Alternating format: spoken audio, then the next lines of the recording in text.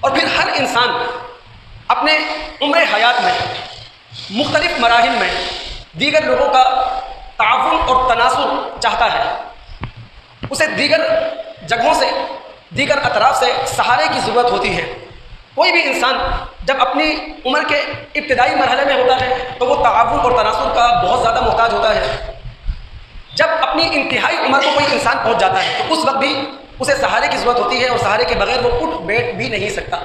تو اللہ رب العالمین کی خاندان کے حوالے سے، معاشرت کے حوالے سے جو اسکیم ہے وہ تعاون اور تناصر کی ہے، جس میں اللہ رب العالمین نے ہمیں اپنا کرم کرتے ہوئے حصے دار بنا دیا ہے.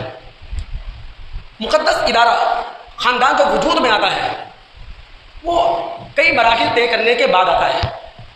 پہلا مرحلہ ہے زوجیت کا، دوسرا مرحلہ ہے ابویت کا، اور تیسرا مرحلہ ہے معاشرت کا. خاندان جو تخلیق پائے گا، جو وجود میں آئے گا،